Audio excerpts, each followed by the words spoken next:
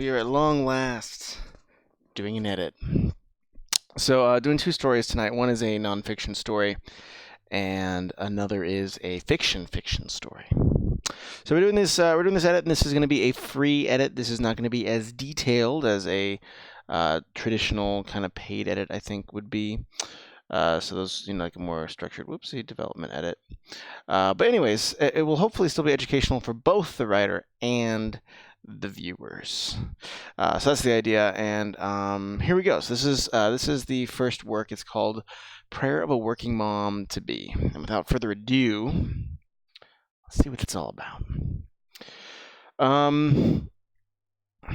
So a lot of editors, and I'll do this in some structures. We'll read it all the way through and then kind of go through in detail. But I kind of like to stop to give my impressions because I feel like that's a very the first kind of raw impression is sometimes the truest. So I do want to try to capture that for these writers. So where do you want to be pushed and stretched this year? I would just do the one word. I feel like, and I want to make sure this is on suggesting, I feel like, because you're having a baby, that could be kind of like a... Anyways, maybe I'm just weird. Anyways, that would just be like a little bit of a hiccup in the first line. That is, what do you want to be pushed this year? Where do you want to grow? Maybe. Oh. Okay. So you are actually doing that on purpose because I was like, man, is that intentional? So see, this is great. It's showing you that the shock is working. So I'm actually not going to accept that suggestion because you're doing this. I suppressed a ride grant on my manager's choice of words. Okay, so great. That was a great intro. It was a surprising intro, and one that I think led me on a little bit even. Again, that goes and proves my point about why I like having, the impressions as you go. I suppressed a ride grant at my manager's choice of words. As we spoke, tiny legs shoved against the wall. Displaced organs pressed against my expanding rib cage.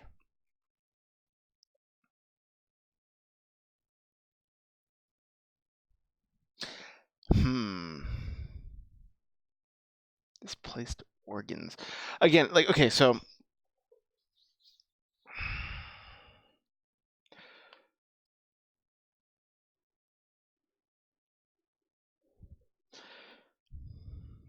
I feel like there's a little bit of an challenge with this particular image, and I'm trying to figure out why I'm getting hicked up. I'm getting slowed down on it. So first, I think this is really this is described as a scene image, but you, the character, are experiencing it through feeling like you say, oh, I feel pressure. I'm not. So I think those are the details that are missing. And I think that's one of the things that is always a challenge for every writer is to expand their description outside of the visual. And yeah, but yeah, tiny legs shoved. I guess that's a feeling. I don't know, displaced organs pressed. No, I guess that's true. Maybe it's not. Maybe I'm just... No, I think it is. I think you are capturing kind of the feeling of it.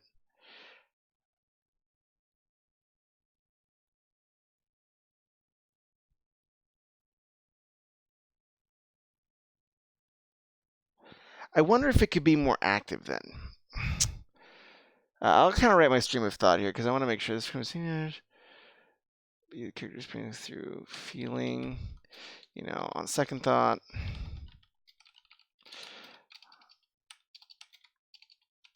I'm getting the feeling, but perhaps it's the immediacy I'm missing, As he spoke, I felt a kick, whatever. That's a bad example.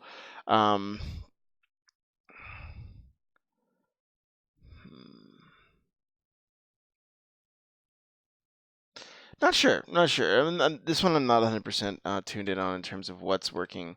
Oh, shoot. Forgot to turn on the chat for those who want to chime in from the interwebs. Anyways, second thought, I'm getting the feeling. Yeah. It could also be word choice feels a little jarring for the intro paragraph, especially since this comes as a punchline. I think it's maybe the contrast of like, his, balancing the punchline maybe. Because for some reason, this description doesn't seem to be 100% working for me. Like it feels kind of like it pulls me out of the read. Oopsie. And I'm thinking that's because, we have that kind of like, joking manager talking about pushed and stretched, and then you're like, ha ha ha, stretching. But then again, you're like, as we spoke, tiny legs stretching a small meter. Yeah. Maybe it's like something more demure because I feel like that's like a very graphic image, tiny legs against the wall of my uterus, very visual. And normally that's a great thing, because it's the more visualized, the more kind of raw, the better. But I think it's because it's coming as like a punchline of like a weird word choice. Like maybe, it is a little too, like maybe it's something more demure. Like, I put my hand on my stomach where I could feel a kick and smiled wryly, I don't know. I think I'm dealing with about all the pushing and stretching I'm interested at the moment. Nice. I straightened my expression. Continued. I straightened my expression, comma, continued the conversation, and continue. I think you need a conjunction there. That's a little bit of a funny wording.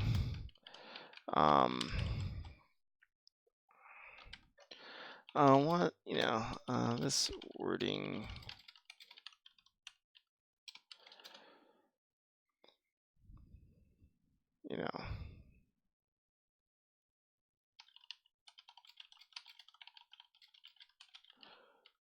Whatever, maybe, perhaps, I smoothed out the creases of my smile. Whatever that is, I think straighten out my expression is kind of a bit non-specific, especially because the smile, the wry grin is almost 2 paragraphs ago. So I would kind of re-ping us, the reader, on the smile.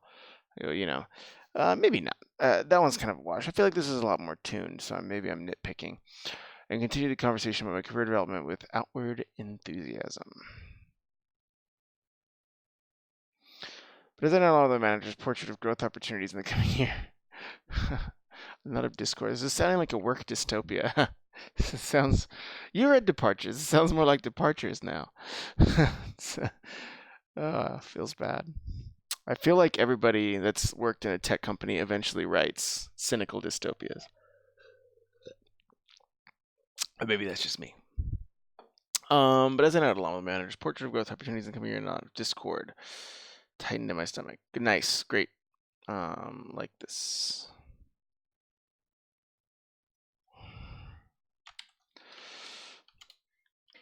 30 minutes later, I exited the video conference call, sinking back into my living room couch. I let out a whistle of air. Time for a break. I set my laptop down on the coffee table and picked up my wooden rosary. Thumbing the small cross dangling from one end, I thought back to the first trimester break. I made relatively well at work in that period, knowing the nausea and fatigue were temporary. I powered through with a noticeable dip in productivity. Without a noticeable dip. I would take that out because it implies there actually was a dip, but you just covered it really well. My fingers paused. I directed my thoughts.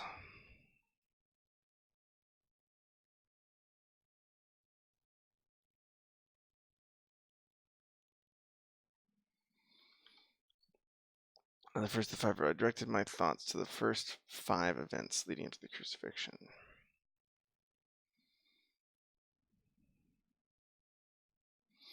I did a video conference call, sitting back in my living room couch. I let out a whistle of air. Time for a break. I set my laptop down and picked up my wooden rosary. Thumbing the small cross dangling from one end, I thought back to the first trimester pregnancy. I'd managed relatively well. I don't think we need. We're getting a lot of adverbs, which is softening. A lot of modifiers, which is softening. You know, like these, and same with noticeable. And these modifiers are especially no bueno in nonfiction because they weaken the core of the sentence. Especially qualifiers. This is actually a qualifier.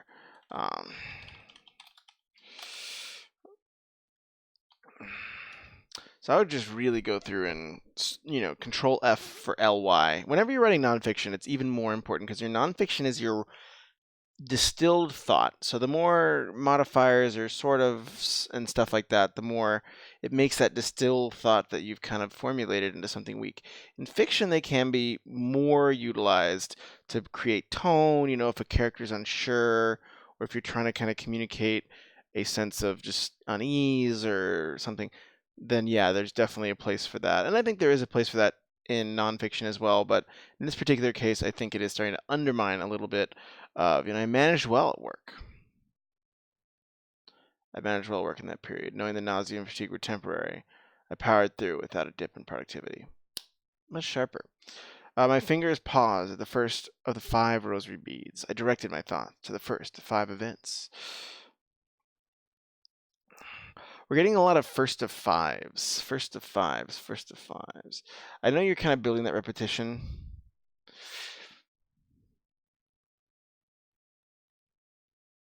I don't know if we need a.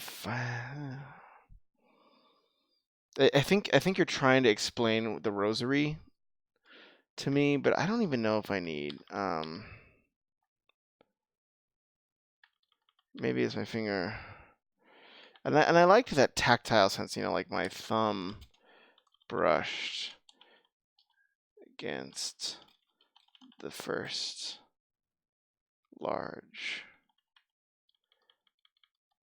the wood of the first large rolling.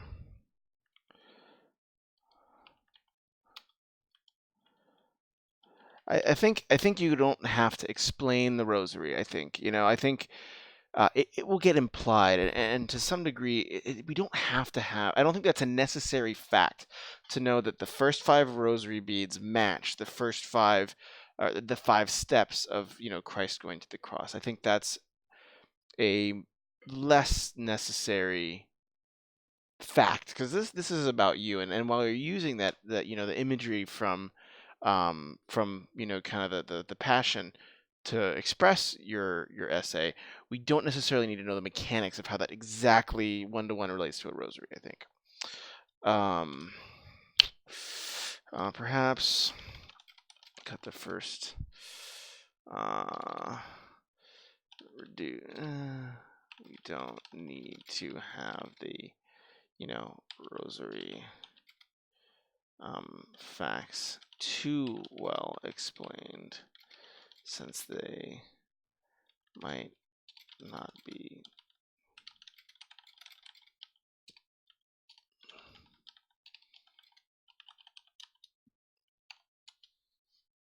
up to you, though.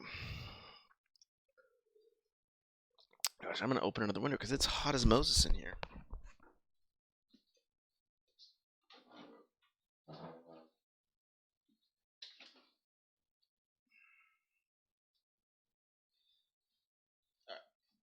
Down to business here. I directed my thoughts on the first 5 events leading up to crucifixion, began moving through Our Father and 10 Hail Marys that followed. Jesus kneels in the garden to pray, anticipating the coming crucifixion. Feeling the weight of all human suffering, he begins to sweat blood, but surrenders to the Father's plan. When the second trimester arrived, one thing I'm noticing is your interior thoughts up here are italicized, and not sure whether you're quoting a text. I mean, this is a quoted text, but are you trying to represent it as thought or something else? Because one that might create a small confusion. I'm not. It's not a huge gripe, but it's something to think about. Your thoughts above are, but um, but this is a direct.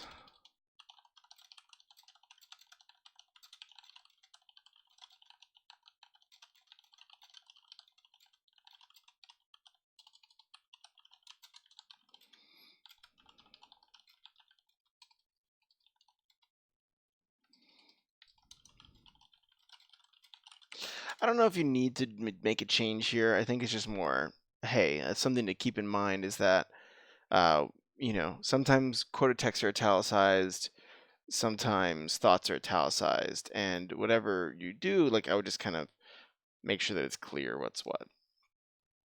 And I think it kind of is. Like, I don't think it's a huge deal, but it's something to think about. I directed my thoughts to the first 5 events leading up to the crucifixion and began moving through our Father and the 10 Hail Marys that followed. When the second trimester arrived with little of the anticipated relief, I reevaluated my pre-pregnancy standards. I started taking more breaks at work. This is a big point here, and it's getting a little bit buried. I would expand this out, shorter sentences. Yeah. This is the turn, the first turn of expectations. And that's one of the things with sentence length and perigraphy, is that can help highlight by where something's in the sentence and in the paragraph and how quick the sentences are moving. That can help highlight the important idea. And it feels a little buried. Maybe it's something like the second trimester.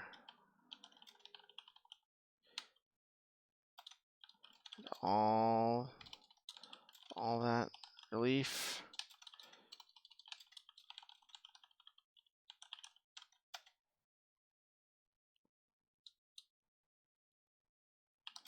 It must have visited the young mom down, the mom down the street. Whatever. That's a dumb. I kind of make my examples dumb purposefully so that you write your own. But that would be the thing. Like the second trimester arrived. Sorry, I mistyped there. All that relief I was anticipating, it must have gone. And I think I want a little bit of detailing, and it feels a little buried. Perhaps even more detailing around, what is going on? Is it still morning sickness? Is it, being, having pressure? Whatever that is. My second trimester arrived. All that relief was into on the street. Every morning, I still, barfed my guts out, and I was starting to wear thin. More breaks at work. Whatever that is. And even let go of the expectation that I'd return feeling normal.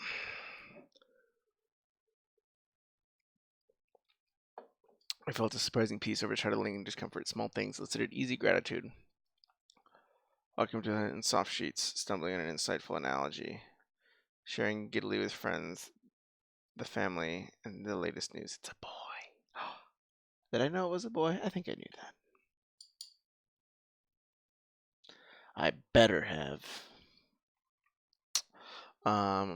Victory, I thought. I've overcome my tendency to focus on. So again, yeah, I think it's going to be more. Man, italics are really heavily used here. And I think because this is a direct quote, I don't think we need italics here. I think having a really consistent plan, because remember, the italics, even though they I love the way they look on the page and they really make this nice pop. And I love their utilization.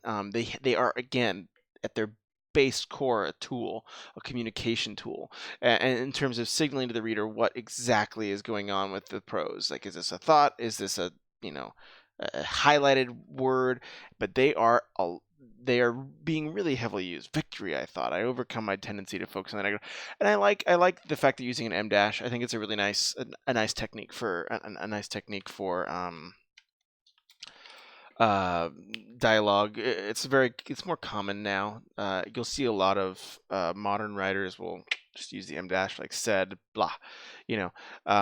Sometimes they won't even have quotes, So the signals in the prose are in much more flux right now. There's a lot of people that are saying, hey, we can use italics for dialogue. We can use italics for direct quotes from a text. We can use M dash as a dialogue tag instead of saying he said, she said, or even like Jeff colon, I want to go to the park. There's so much shifting, I think, especially in modern essay writing and modern prose, that it's probably not a bad idea to whatever that rule is, and I kind of have one thing per, but like whatever that rule is for your work, make it really consistent. And then try to minimize, like, cause like, is it a thought? Like, it's a boy, whatever. Like, those would be kind of the things. I like the M dash used for, separating the tag from the thought. I reached the second large bead, twirling between the thumb. Jesus is falsely accused. Okay, again, so this is another consistency thing, right? So up here, we put a space. We put this on its own line. Again, and that's the thing. Like, I would really, when you're doing a lot of mechanical things to this essay, right?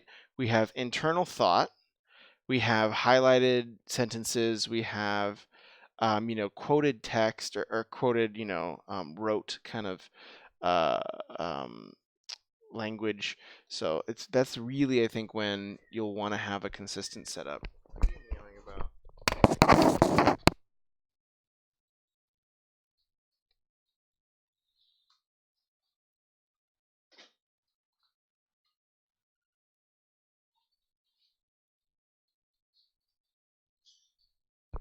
My cat is something of a princess, as they say. Oh my goodness, it's not maybe I should make this a little smaller so that you can see all the note. Ooh, I wish this wasn't so enormous. Shrink, my friend, shrink.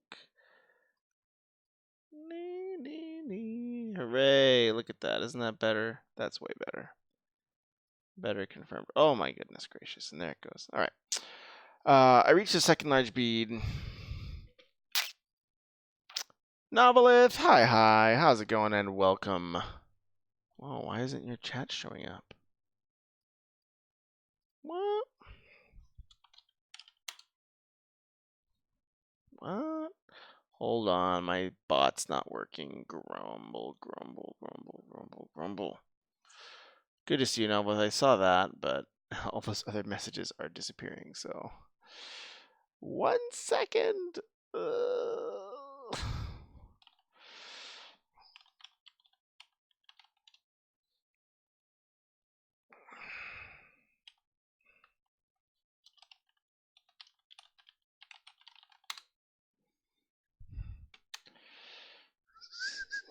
Hold on. Twitch. How I hate you. Cat, if you jump on my legs and scratch me, I'm gonna be sad. Okay, you figured it out this time. 62652. Yes, and then immediately start licking my arm. This is my cat, the most spoiled creature in North America.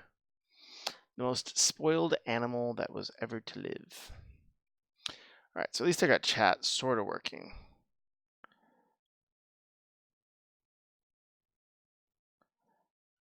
Let me just do that. And then now I gotta figure out how to get this thing freaking working. Sorry about that if you guys have been typing things, but I should be able to read what you say now, so that's a plus. Why is it being mean? Maybe my chat bot's just glitchy right now. I'm just gonna go ahead and close that.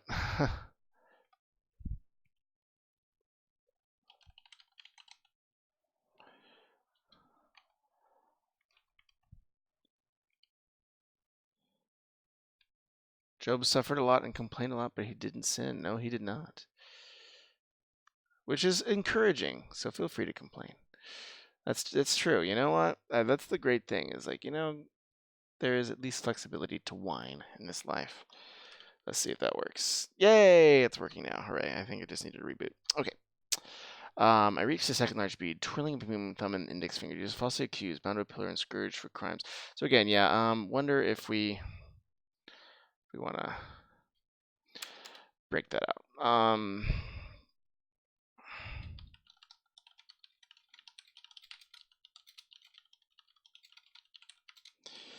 Consider,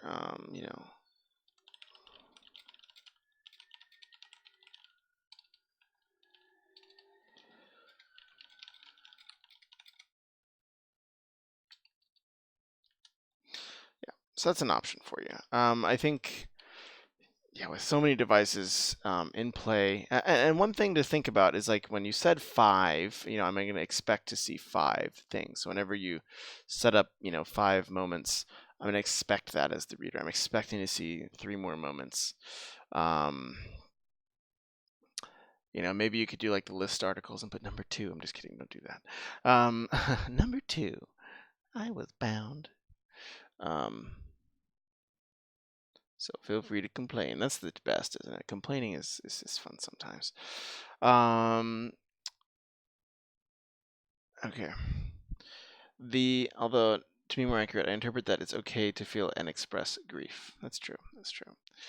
But what if I just really like whining? Just kidding. You can ask my wife. I'm a whiner. I'm tempted to be, at least. More like a proclivity. The physical symptoms gradually lessened, but a new set of mental changes took their place. Again, I don't think we need these qualifiers. In time. Again, we're losing the passage. In time. Over the next few weeks, the physical symptoms lessened, but a new set of mental challenges took their place. At work, I could no longer feed my brain rapid inputs and expect the internal. I need an example of this. Like, I have this kind of image of you like plugged into the matrix, being fed rapid inputs. 667, how's it going? Good to see you. Qualifiers, I know. Stamp them out. Stamp out all the qualifiers. What does this mean to you? Soaking in a page of, Python code. And be specific. It's okay to say, like, Python code. Because, hey, the normal reader will get code, but, like, the reader that knows Python will appreciate that specific grace note. Whatever. Soaking in a page of Python code and spotting the bug in 10 seconds flat. And that's like blows smoke from revolver. Bug smashing. Whatever that means. I need to see an input. This is like, that's a more imagery oriented. Instead, I felt like I was manually operating each cog and wheel, jiggling and jamming parts at each step, even when the mental machinery moved. And I think you can have concrete imagery. So I like what you're doing. And this is a kind of difficult note to give because I like what you're doing. I like this. I like the imagery of machinery you're giving here. I like the imagery of machinery you're giving here, but imagery and concrete examples aren't exclusive. Can you blend these somehow? I like how this makes you as a worker in the workplace a cog in the machine. And I think that's another interesting theme to perhaps explore, which is like, hey, like your boss is talking about in the year 2029. I've written 2418 today. Nice. 667. Well done. Huh. I congratulate you on your excellent accomplishment. Um,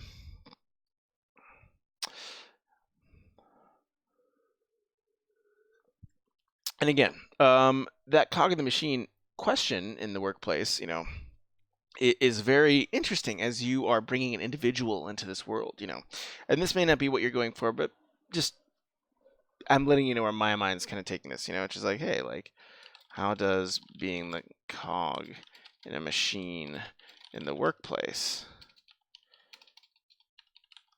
differ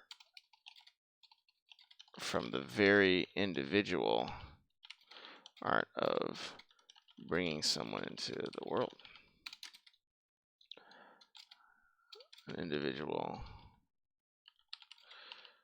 who your focus and, life will, who,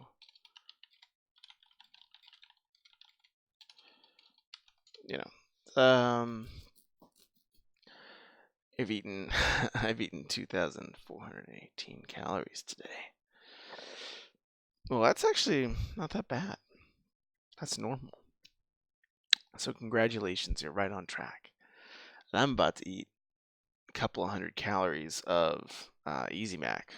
So that reminds me, speaking of absorbing calories, I'm going to take a quick break. I'll be right back. So you guys should give your thoughts to the writer on the story as well.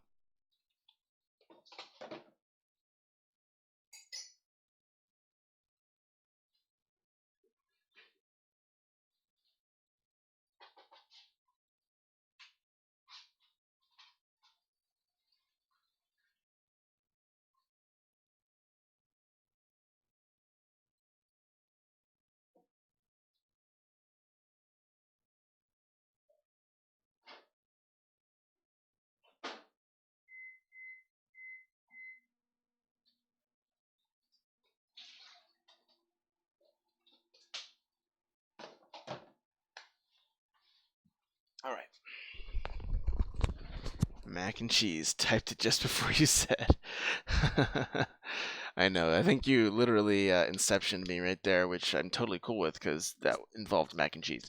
Okay. And this change, again, spacing is a little funny. I'm going to go ahead and just implement that change because it's bothering me. This change set a pall of dread, of minor dread. Again, no more qualifiers. Or maybe minor dread.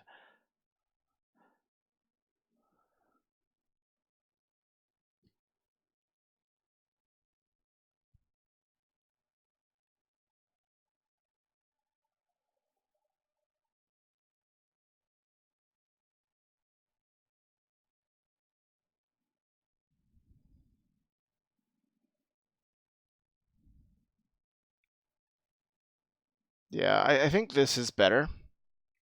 So maybe I will undo my note here. Maybe these should be joined.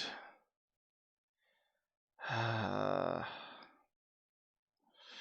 liking these things being on the same line. Like being on the same line. Let's disregard my above note.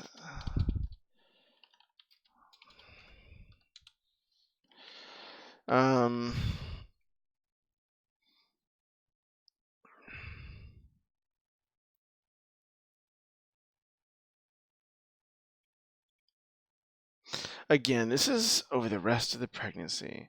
I would get to like a moment.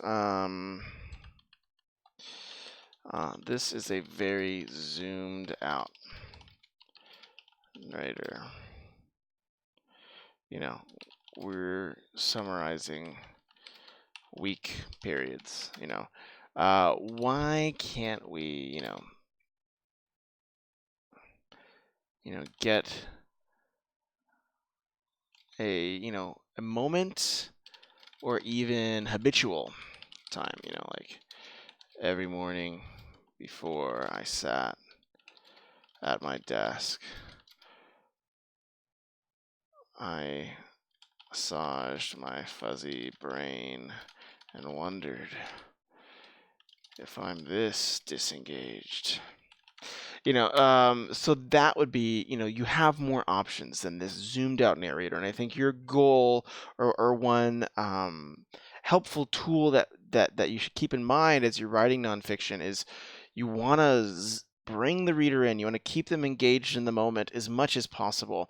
And even if you say, hey, I don't want to make it about a specific moment or make it about, even a specific kind of like time I was thinking that, you can use tools like habitual time, like every morning, every day, those types of, and that's very commonly used in fiction too, but habitual time is a really, really great tool for, you know, giving a sense of a consistent feeling, but without having to have this very zoomed out narrator, saying, this casts a pall of minor dread over the rest of my pregnancy, and even in the early years of parenthood. That's a very, that's not even in a scene. There's not even like kind of a scene I can put around that. It's just the narrator directly addressing me. It's effective. It gets the idea across, but it's gonna it's gonna run the risk of pulling that reader away from the moment of the story, because you're still jumping between these moments of the large beads, and like, so you're using this bead device of the rosary to kind of keep me tactically engaged with this meditation, right? That you're having. You're doing your rosary and you're meditating. So I think that, trying to find ways to and like go in your next edit, maybe go through and see those times where you're zooming out as the narrator, and just ask like, okay, is there another approach? Because I think that's going to really add a extra punch that'll really be nice, I think. Anyways, I get some mac and cheese. Speaking of extra punch, I'll be right back.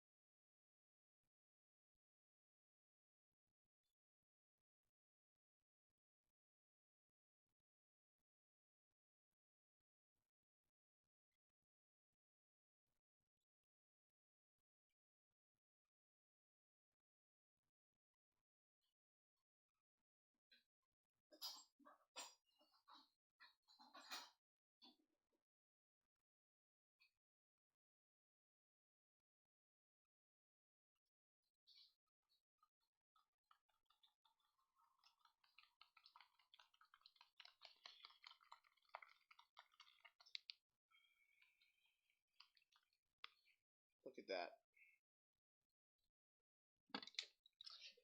Pure happiness. This is what you call happiness in a bowl, right here.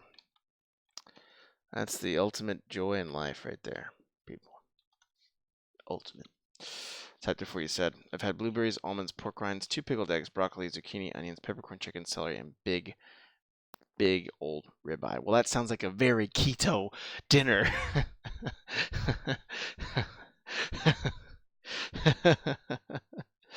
Oh, good for you. Well, good for you. I'm eating mac and cheese, so deal with it. No, I'm just kidding. um, yeah, that's much healthier. I should be doing somewhat paleo, but oh, it's just my delight. I don't have the excuse of being pregnant, unfortunately, though. Maybe I am. I knew there was always. I've always loved my job. Again, more italics and more italics. Why is this italic? I gotta work from home. Why is this italicized? So many italics. It's the italic fiesta.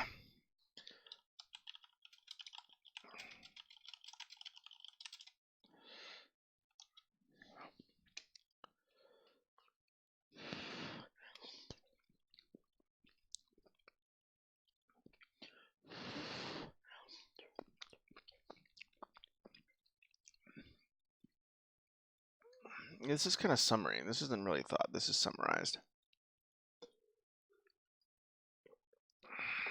Third logic be Jesus brought in the crown thorns, press his head. All right. I retrieved the thought sideline while talking to my. That's just a typical day. I had raspberries too and lots of water. Curse you. Probably 8 liters, you scumbag. I'm just kidding. You know, because isn't that the recommended amount? You probably drank a gallon, didn't you? Out of a big gallon jug, like everybody who's doing that.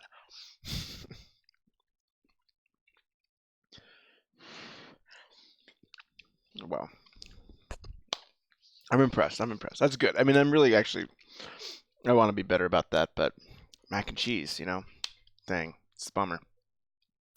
I retrieved the thoughts sidelined while talking to my. I retrieved the thoughts sidelined. I retrieved the thoughts sidelined while talking to my.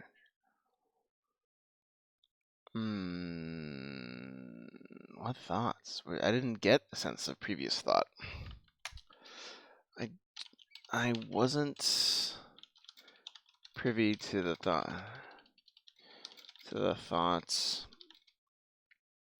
the speaker was having before.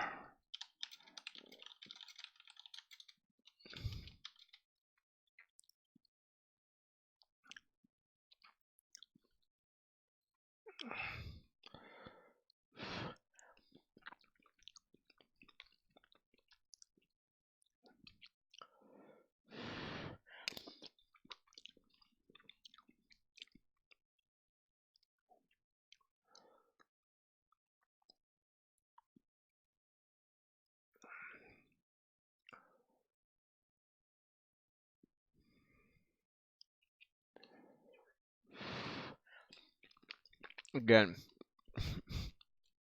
this hasn't changed in category from the previous sentences, so I'm gonna ban you from using italics for anything other than. I'm just kidding. No, just be really careful because they are jarring.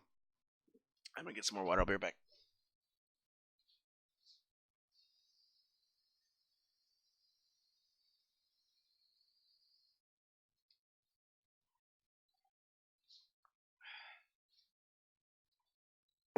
All right. Now I'm gonna have a couple of liters of water and be really healthy. So deal with that.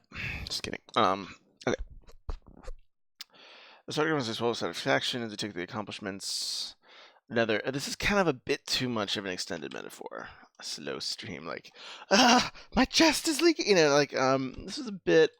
This is a bit too much of an extended.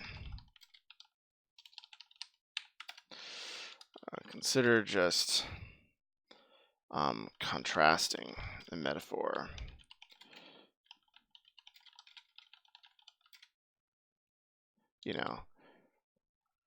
Warm air rushed into my chest. That'll be ellipsis on that side. Then came it out. Cold.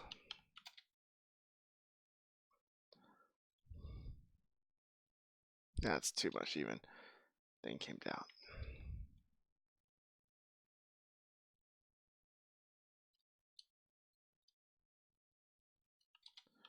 I used to love, the struggle to prove myself. To take down every, goal. But now, did I still want it? I don't really know what this, I also want more about that question. I'm going to kind of jump into it here. But did I still truly want it? What, like accomplishment? What's, what does this question mean? Accomplishment?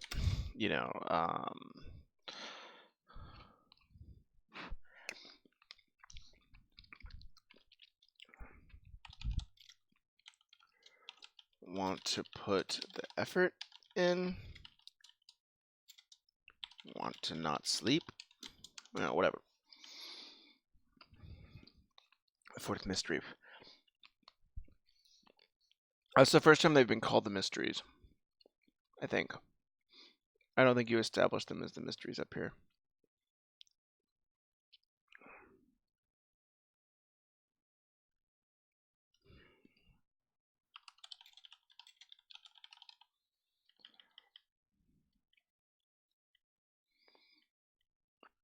Yeah, because this one you do, if you're going to reference it, you know, if you're going to call them by the proper noun of the Mysteries, you need to establish that proper noun when you establish the image.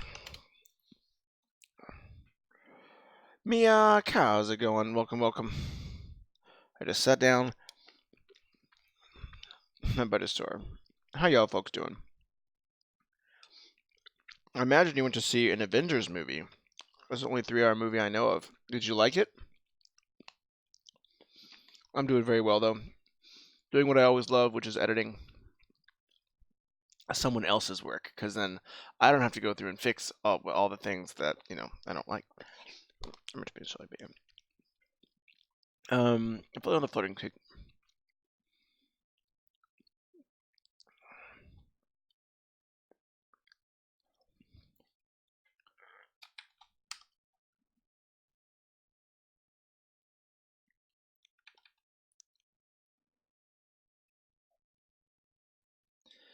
I don't know if these are helping. The warm concrete. Wait, I don't know. Concrete's kind of a weird word choice. I'd either cut or find a better word choice.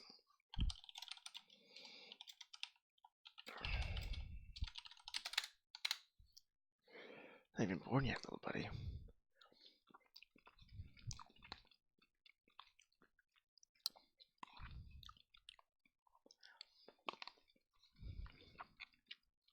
That one's not as good as normal. I think I put it in too long.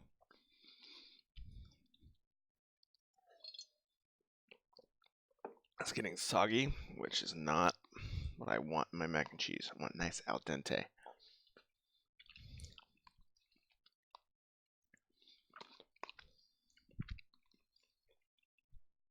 It was good, yeah. Nice. So should we talk about spoilers? I'm just kidding. I wouldn't do that. I wouldn't do that to you.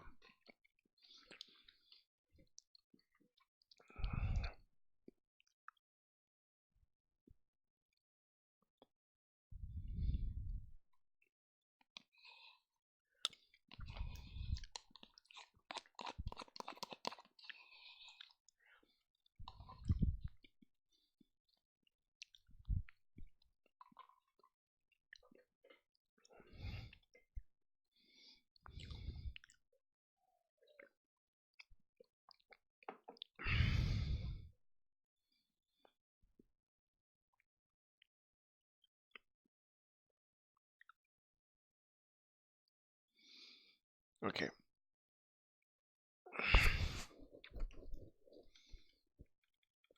Again, the italics. Is this is this the sixth? Is this the fifth mystery?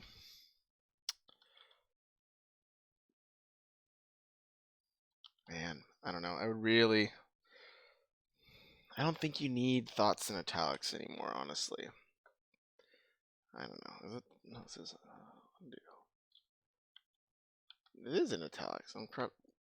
Unformat it. There we go. Yeah.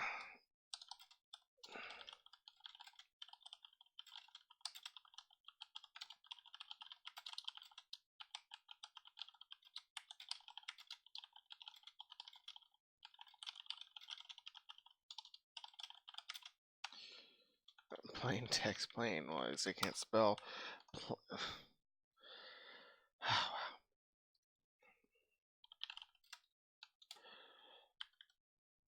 um.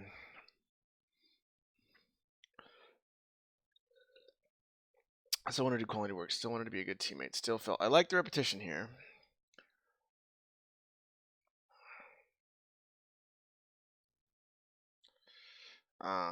Like the repetition here. But the payoff payoff feels soft, but my drive for professional growth to push myself was deeply diminished. I wanna I want something more real here. This feels very so pulled back. I think I really want to challenge you to zoom that narrator in. Give me some. I mean, you've already done a lot, and I think I do want to make sure I congratulate just how much more visceral and feelable your nonfiction is. But I think so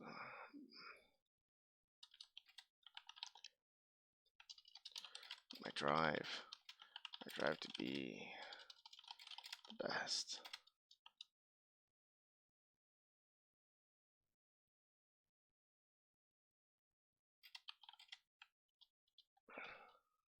My drive that used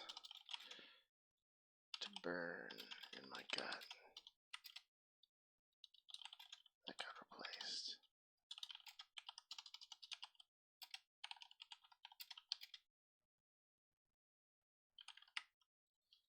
Whatever. That's a really cheesy. So that was gone. You know.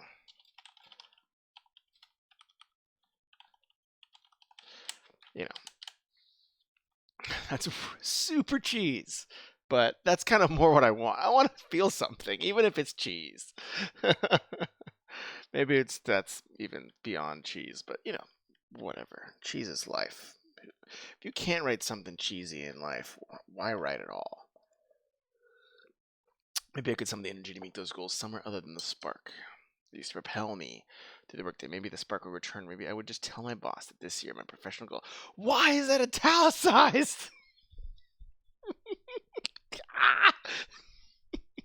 Sorry, the one thing, this italics are killing me.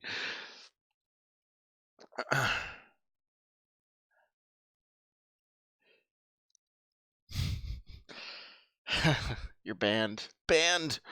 Um, I'll give you a hint. It's about time. It's about time.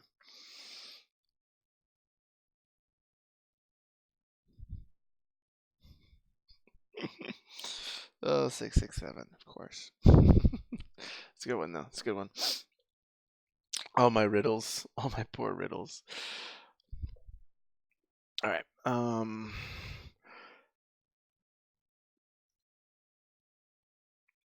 Could I bring myself? Okay, this is all interiority. We don't do any.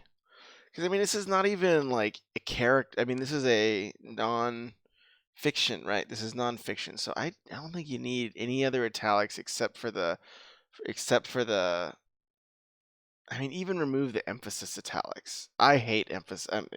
I do it sometimes, but I would really recommend the emphasis italics being few and far between because the old adage is, if it's not clear through the construction of the sentence that that word is emphasized, then italics ain't gonna help. You know what I mean? But it does. They still are helpful. But again, you want to let the language be the base. And italics is like is a mechanic. It's a symbol. You know. So I don't know. Anyways, maybe I could summon the energy to meet those goals somewhere other than the spark. From somewhere other than the spark. Maybe that spark return. Maybe I would just tell my boss that this year my professional goals wasn't going to be lofty, but just relax.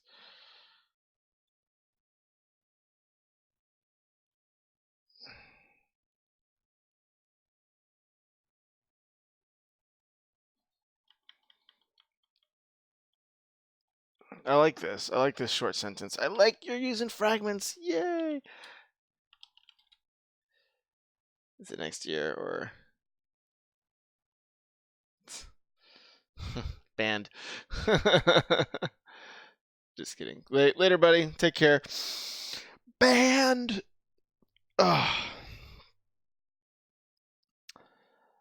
Let me see. Could I bring myself to my feet? Let's see. Using fragments. Yeah, fragments. They can be your friends if they are intentional. I arrived at the final large bead. The cross it to manage. They know not what they do.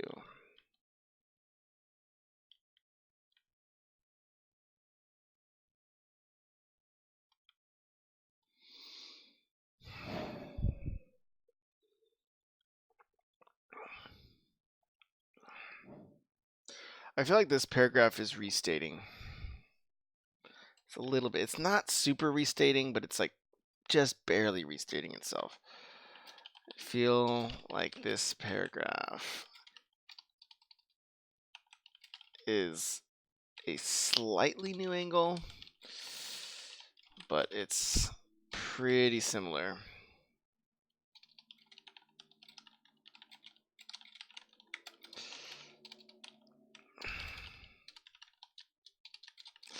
I think, telling the boss, you're going to try less hard is good. Is, the part you should keep. The rest feels repetitive. Though I do like the fragment. I arrived at the large bead, blah, blah, blah. Okay, remember something that I heard others say about parenthood. Again, we've kind of lost, the present scene a little bit. I would really think, I feel like we're losing,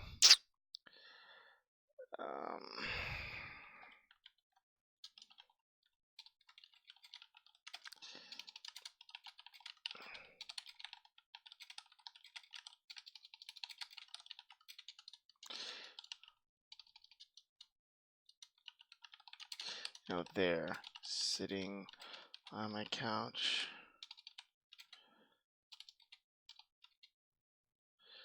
whatever. That's a bad example, but something to signal that I'm still in this present scene.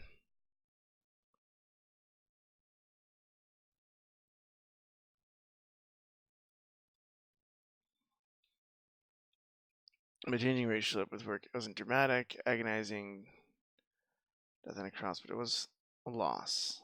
I could acknowledge it, mourn it even, without negating this, the joy I felt at the new life about to begin.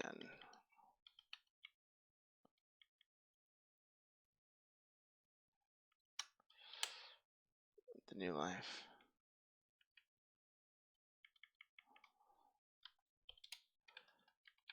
Again, cut the felts, every time you can cut a felt, every time you see felt in your, writing, it's usually worth looking for a better word choice or cutting. Sometimes it's necessary, but most of the time, there's a better option.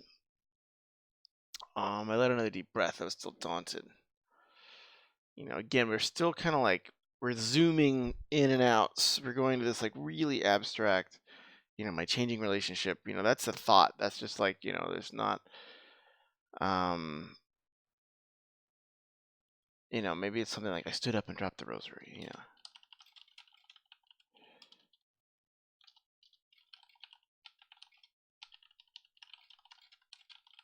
It's just keep me in the scene is what I'm trying to say. Slipling. Oh my goodness, I can't. Did I correct it? I don't know. Anyways, I let out another deep breath, still daunted. I want this to be more visceral.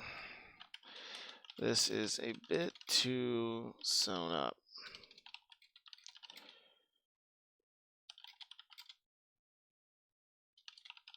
More stream of conscious.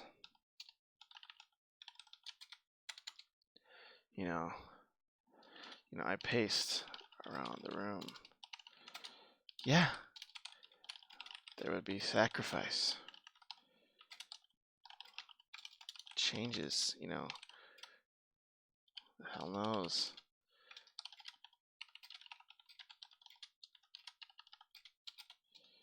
Kid would get in fights in school.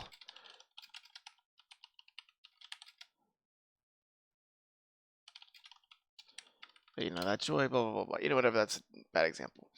Come to the mind of the victory doesn't always mean peace and joy in every step of the journey, and death doesn't always mean defeat. That some deaths are necessary prerequisite to resurrection and a new kind of life. I said the closing prayer and set down my beads, thankful for the example set by a life and death of this strange God.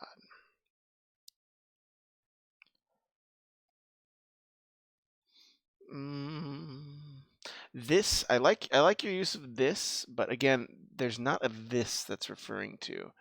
Is it like, the baby? And then I know that's not what your intention. I would maybe just do. I like that phrasing. I like the phrasing, but there's not. I like, but there's not a noun.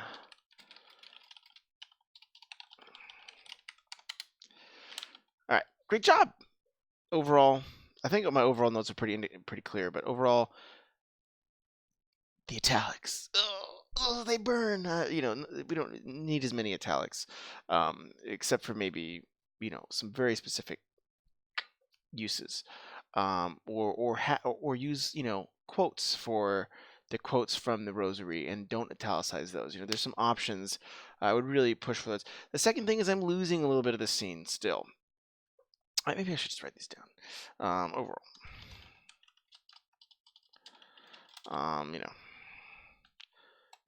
this is a huge improvement. Love the direction. Italics. We need a plan and a consistent. We're losing the scene sometimes and drifting very far into thought and a distant narrator. This is fine, but it does cut some immediacy out of your essay. You lose the immediacy. Oh yeah, and then just like trim down. I mean, overall, yeah, I think it's those are the big things that are the other stuff is in my notes. Anyways, great job, great job. I'm gonna add that too. Boom! Look at that, great job. I really like this story. Now we are moving on to the next one, The Descent, beta, departure.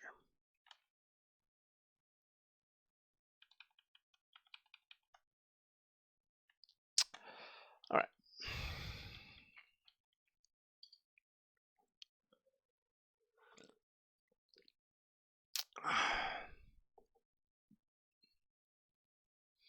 Fitz. Departure. Without such chance, he shall storm across the land. Left in his wake shall ever be a charred ruin. By the terror. Estil's first warning. I like that. It's just like having stuff. Not stuff, but like having chap intros. The common thing in fantasy. Just will want to see these, evolve and almost have a story of their own. The king stood on the edge, staring at the fires which blended into the amber red of the sun, staring at the summer setting sun. With pillars of black smoke rising to meet the night sky, all stood still, waiting for him to speak. Again, I think we need to pause. So first, this is a big old paragraph, and what I might do too is I might just double space this so it's a little easier to read. How do I do that? There we go, line spacing double. Oh, it's so much nicer.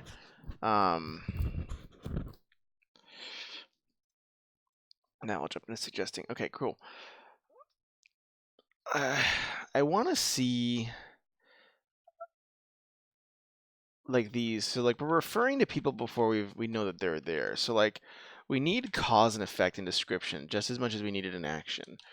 We need a bit of cause, effect, and description just like we need in action.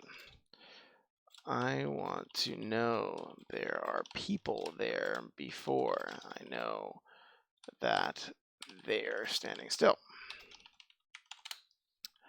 Alright. Only 4 of his own are going to remain, and despite their beaten and shattered appearance, they remained tall. They remained tall, stood they. They remained tall. Maybe remained is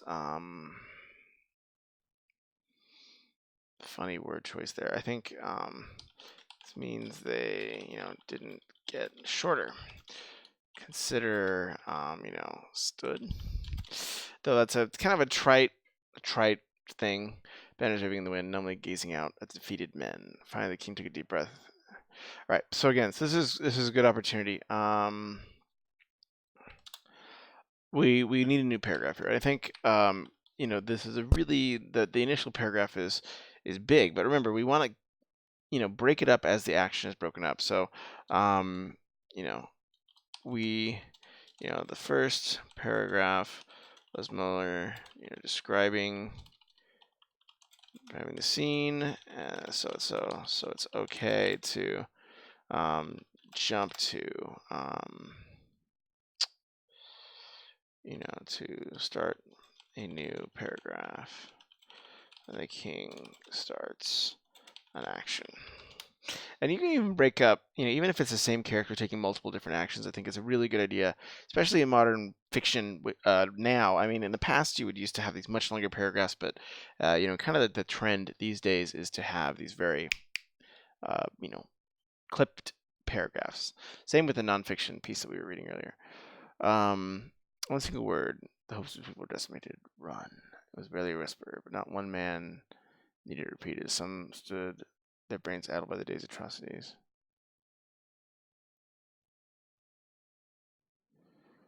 The honor guard turned to look at the king, who was now fiddling.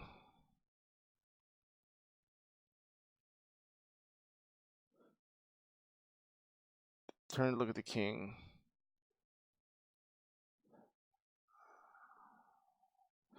So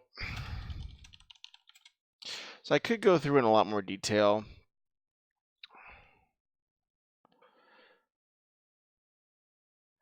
I don't know if we need this play-by-play as detailed. King turned to look about the failure once more. The crown slipped from his hand. I'm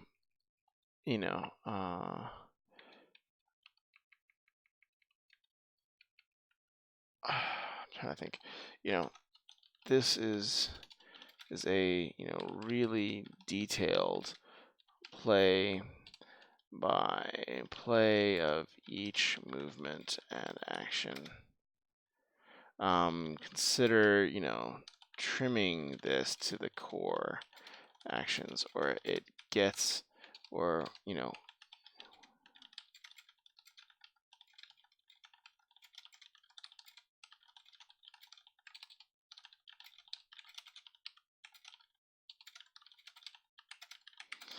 yeah. So I think, and as weird as it sounds, like a lot of this is trying to hint at what's going on. So let's say you have some stood their brains addled. Let's look the king. The king.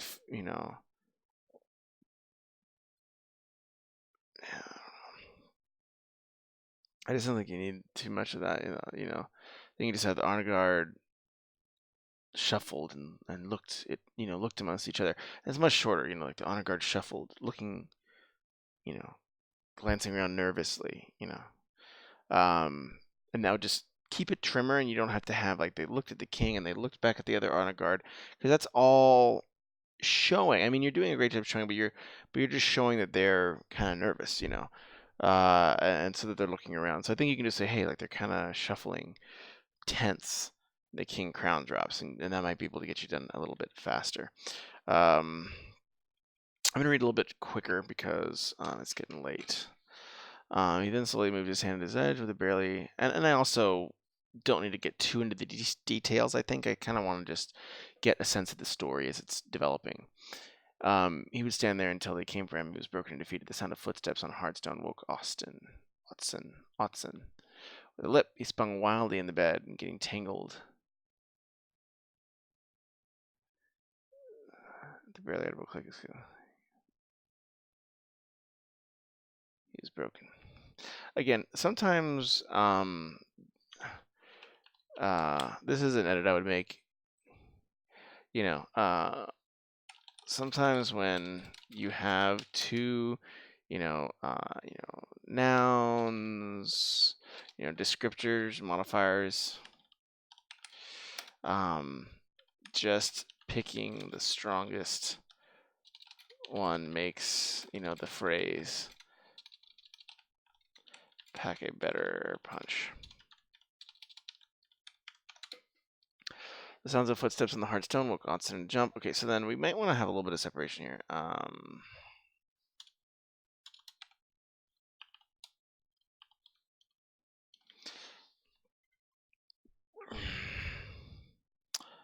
So, okay, it's been a while. You better getting things. This feels like a new scene. After a moment, he slowed, and so again, these are very. This is a very play-by-play. I don't think you need this, because we kind of know that he's,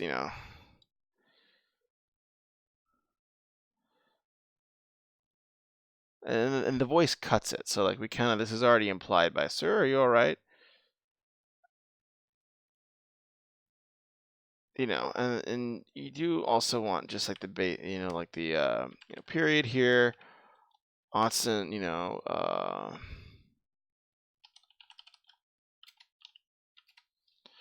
and that implies, so once we jump to him straightening up out of the sheets, it kind of implies that he's slowing the process down. So we don't need to have, spinning wildly, getting the tangle in the sheets described, and slowing down that process, and then, spluttering and coming up. We can just have him spinning wildly and then coming up, and that gives us, the reader can feel in that he's kind of calmed himself down when the dialogue starts. Watson? Yes, Watson said, finally managing this head free. A lot of free, another word free up there. I'll just highlight it.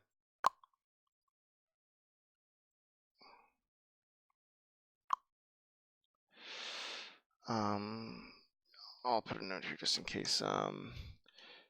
Beware of, the same word too close to each other. And bump, jar the reader. Everyone used to make fun of me because I always said that. Okay, whipping far too much snow. Not snow, Austin's. Not snow. Half awake, I'm guessing. So I'm not going to go to, the spelling doesn't really matter too much right now. It's, it's an early draft. Not snow. We don't need to know that this is mind processing. A lot of it's just like not snow. You can even do an ellipsis, would probably be a nice device there. Ash, gosh, why is it not letting me do it? Ash.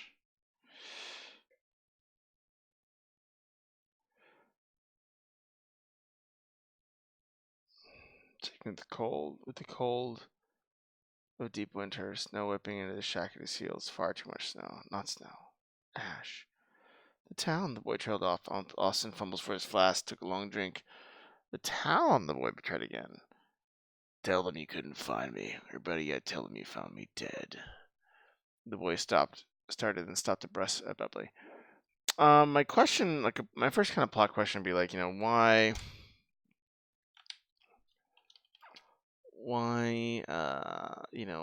would the boy go to him if he's so callous? Yeah, like why does this kid think, like I kind of want some hint that this guy is like a good person to talk to in a situation like this, but he just kind of is like taking a drink and telling the kid to get the heck out. Also, just curious from all the stories. Okay, in fact, the trouble he had been with his own is almost laughable. So we kind of know that. Yeah, maybe we can even just hint this in scene,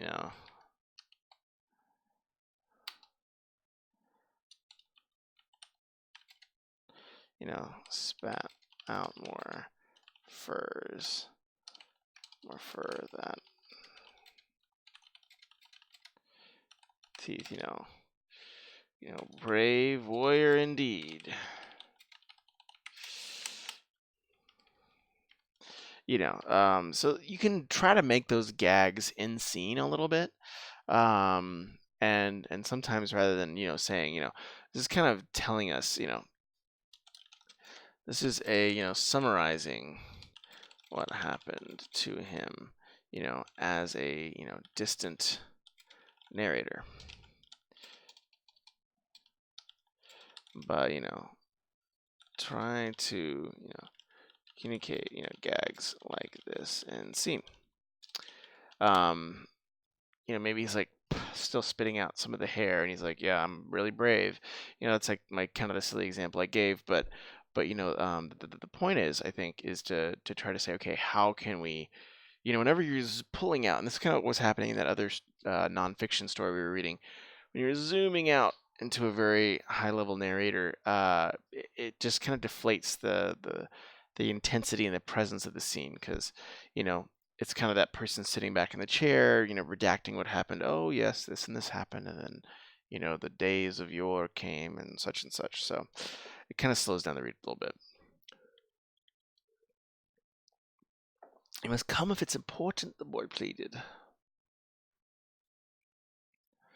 You must come, it's important. What's important? This is not what a terrified person would say.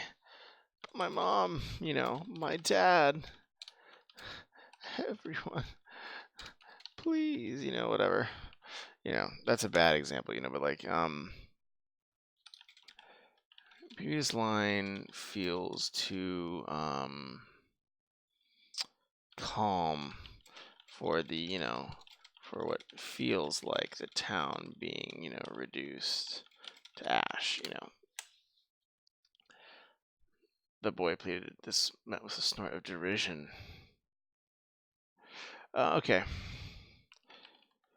Again, this is telling, right? This was met with a snort of derision. But, so it's kind of saying, oh, hey, he got the reply.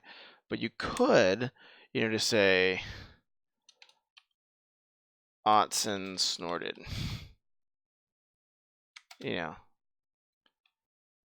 Start out a laugh.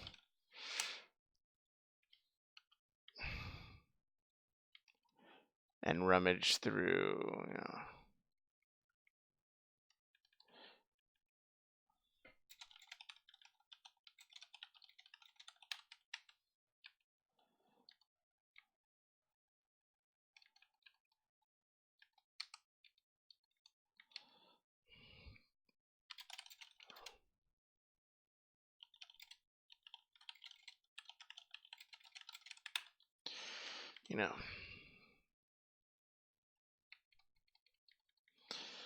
That's still looking for something, the boy.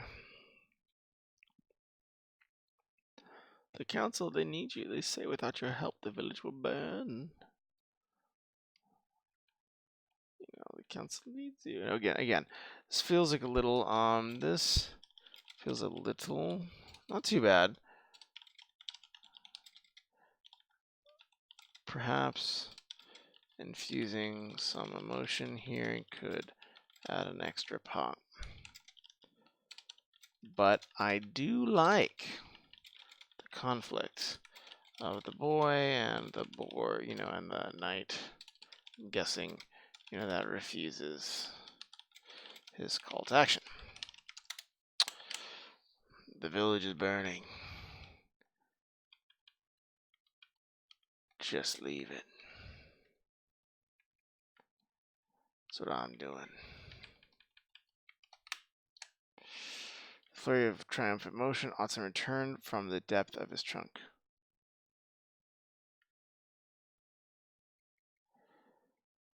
A wineskin in hand and slumped to the floor with a satisfied exclamation. So again, this is a lot of words, or it could be as simple as like, Otson,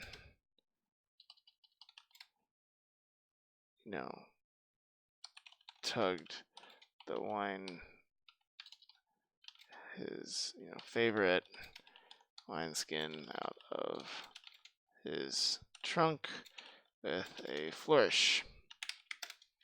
that just helps you shorten. There's a lot of, kind of a lot of extra, not necessarily extra, but it's like a few extra words here and there that can maybe help you just tighten up these sentences. And I won't do too many more edits than that. I kind of just want to get a sense of where the story's going. But yeah, just food for thought. The boy continued, please. Maybe we can show this.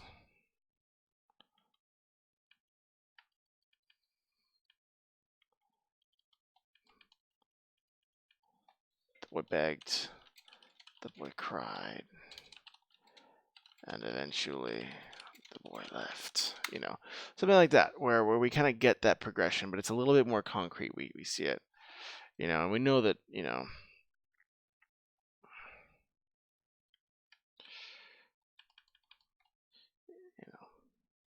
that's a bad example because I think your thing goes in a different direction. The poor Moses ran through the night, turned his head eastward, and walked away. Moajian. He would not give up that easily. Tightening his coat, Moajian stepped to the wind and followed in Austin's footsteps. He may be a drunken fool, but those stories had to have come from somewhere. There was, after all, a reason he was way out here. Yeah, again, just a few extra words. There wasn't in the town wouldn't ostracize a man. I think this is called verbal doubling, which is kind of a sentence, the idea getting replicated for nothing. So yeah.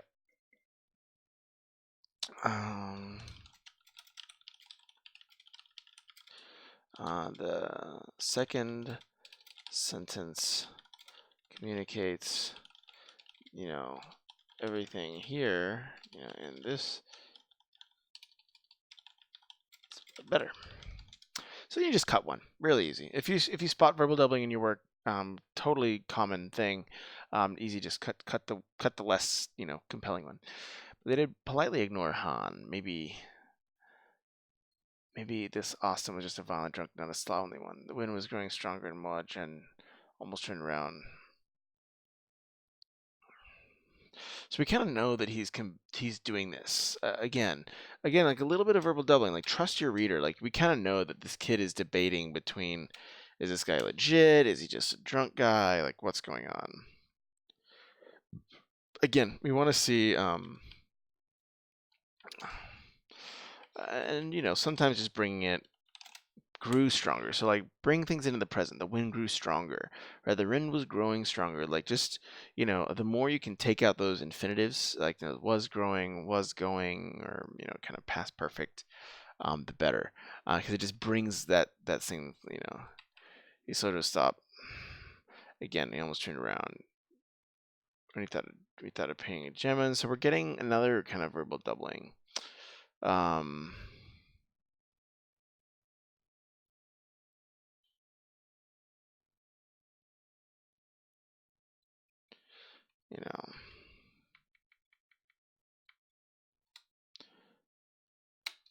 think you can just cut that, honestly. No. And just have him be like, no. It was one thing to write messages, but this was something special. Again, there are grammar stuff. I'm not going to be fixing grammar too much because I'm just trying to get a sense of your story and just maybe some of the higher level notes. But remember, those big cuts, just getting, I think thematically what I'm noticing is there's a lot of extra stuff when, if you just, and you have a really great story, you have a really great setup, there's conflict, there's something going on, we're jumping between, this like king that was just ruined. So I think you have actually a really great start here, something that's interesting. Like, I would read this. I'd be like, oh, what's going to happen? Is he going to get what's happening in town? Like, the whole air is ash. Like, that has to be pretty bad. Would finally prove himself to Jemin. This man must be able to help no matter what. No matter what he said again. I want to see more desperation, though. I think I want to get a sense, he's very, like, thoughtful about this. And again, maybe that's interior, how you're reporting his interior thoughts. How, because we have this distant, narrator or summarized thought, it feels like,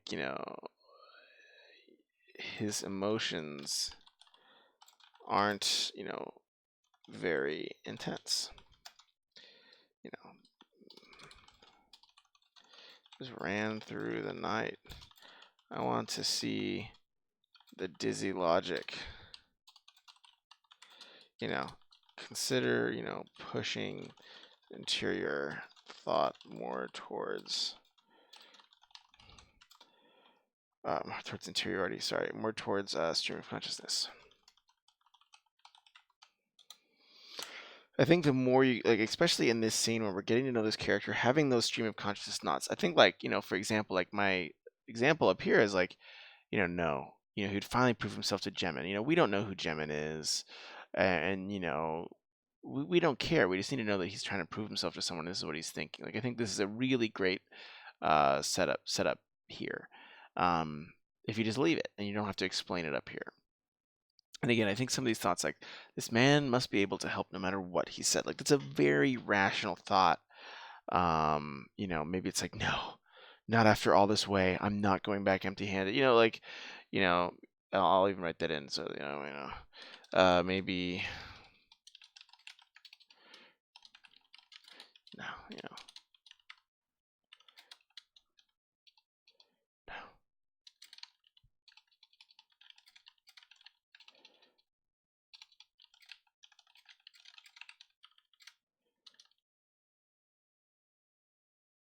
That's why.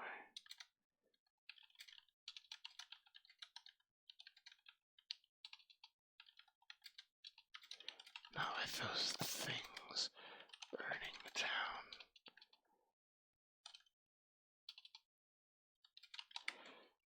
Whatever. That's a bad example, obviously, because it's late. It's 1 a.m. But an example nonetheless. Hopefully that'll help.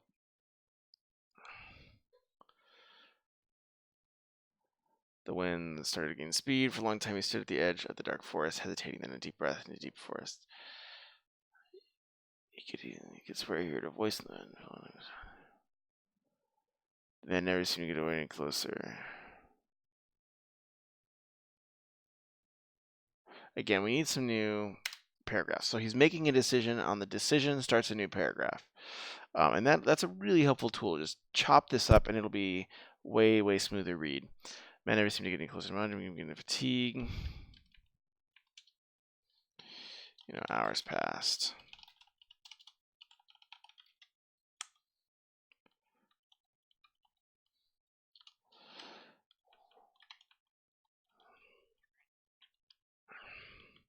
Again, show don't tell. I kind of want to see, what does this look, feel like for moi? Legs burning. I think that famous line from Fight Club, my legs burned like battery acid, something like that. What? Legs burning, arms weak, whatever that is. And in general, and I kind of can talk about this more later. If you have questions, I can talk through it. But try to get as much of the 5 senses. Whether it's feeling like my legs burning, my arms heavy, feeling like the sensory touch, hearing, smell, taste, and sight. Sight's kind of what everyone uses, and it's not as effective. But if you can get those other senses into a story, it really makes it pop. When he started to gain speed as he neared the forest. For a long time, he stood at the edge. Again, we have the forest repetitions, so we're going to do the trees. I'll just do dark trees.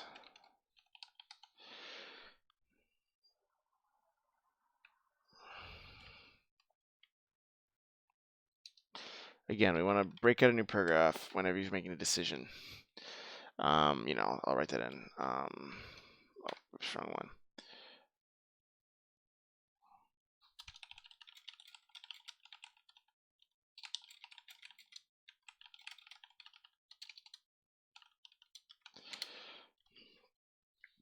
All right, I'm gonna get through page 5, and then I might go to bed. Dung Games, what up? I got a lot of work to do. Nice. Well, that's a good thing, right? You're employed. Work is good. Work, it is good. Work hard and play hard, yes.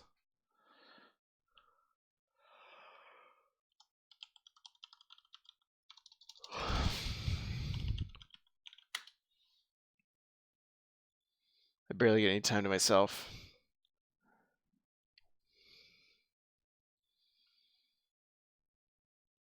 It's not a good thing when I get, yeah. Oh man, well hopefully you get some rest, you know. I don't know if you've you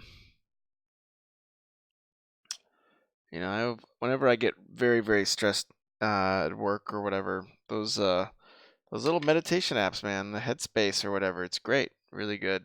You know, it kind of like optimizes your downtime where you're like, okay, I got a few minutes to myself, and it kind of lets you really take advantage of, you know, having 5 or 10 minutes to yourself and just kind of saying, okay, it's really going to be time for myself rather than just like watching TV and being distracted, you know. So, best of luck. But yeah, that's rough. Hopefully things improve though. Hopefully, you know, sometimes you got to fight for your time, you know.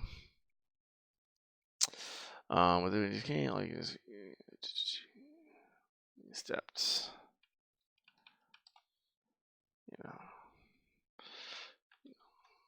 Can we get another word here? Oh, why is it being weird? It's gonna end after a while. Then I'll tend to myself. Well, great, you'll get some downtime. You just gotta hang in there, hang tough. That's frustrating though. I know, and it feels so far away. You're like, oh, it's Friday. When's Friday coming? Some of the deep breaths.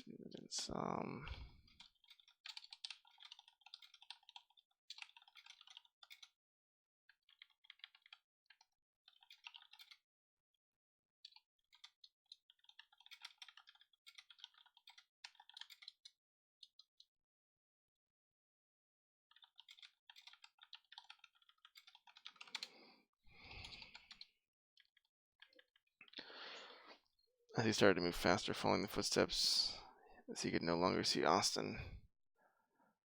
Snow was not nearly so high in the forest.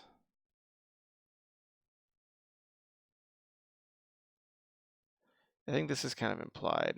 So a lot of this stuff is just cutting. I think you have this great core, but there's a lot of fat on it, you know, which is not bad. It's like every first draft, you know, but there's a lot of extra stuff that if you just snip it out, it'll tighten the story. It'll keep it going.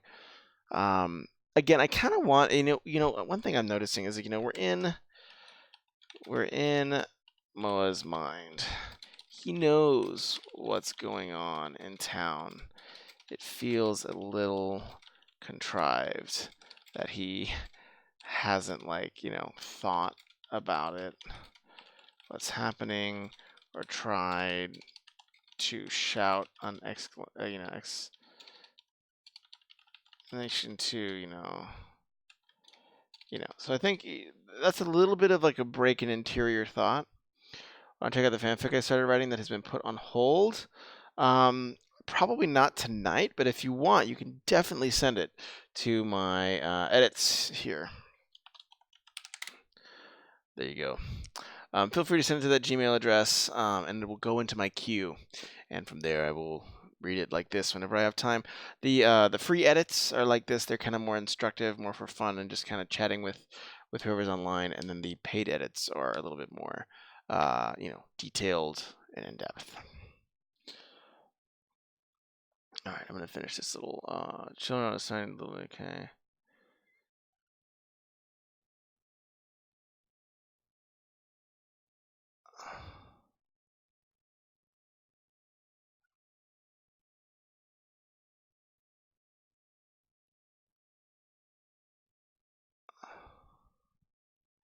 This would attack the town, you know.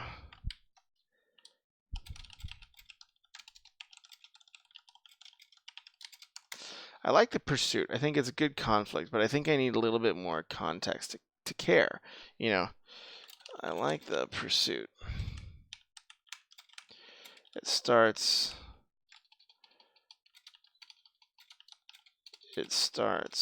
with great conflict, but I need more context so I can care about, why we're chasing this guy.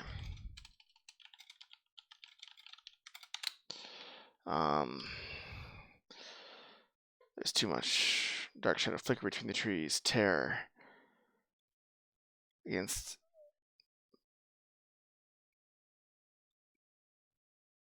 And consciousness fled him.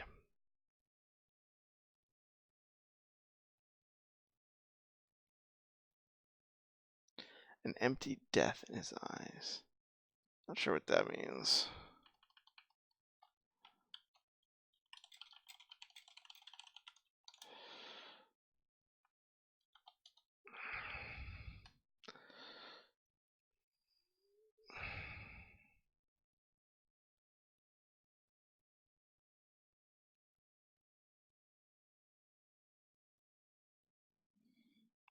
All right. Great job. Actually, I'm liking this. I would keep reading, except if it wasn't 1 in the morning. I like the question,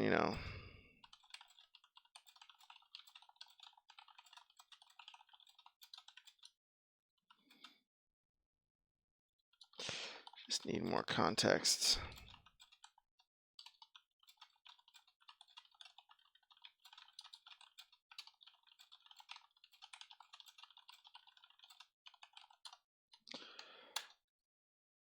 Overall, great work. Nighttime work will always get you. Ain't that the truth? I'm a little bit worried about sending my email to you. However, really? Don't be. We don't bite. We don't bite. Well, if you have a question, feel free to ask me questions over email, over Twitch chat. Always happy to help out, or if you're nervous about how we edit, what that would be like. We have that whole archive as well. As you can watch, all the different edits. If I can, and say, oh hey, this is kind of what to expect. But yeah, anyways, this is gonna be it for me tonight. But feel free to shoot me, even if it's not your work, but you can just ask me more questions over email. Always happy to do that, answer questions. But anyways, I am off to bed. I am pooped. Long day today, but I was glad I got an edit in. I really wanted to knock some stuff off the checklist. So, but yeah, looking forward to hearing from you, and best of luck with writing and getting some break from work done, Mr. James. So take care, and I will see you very, very soon.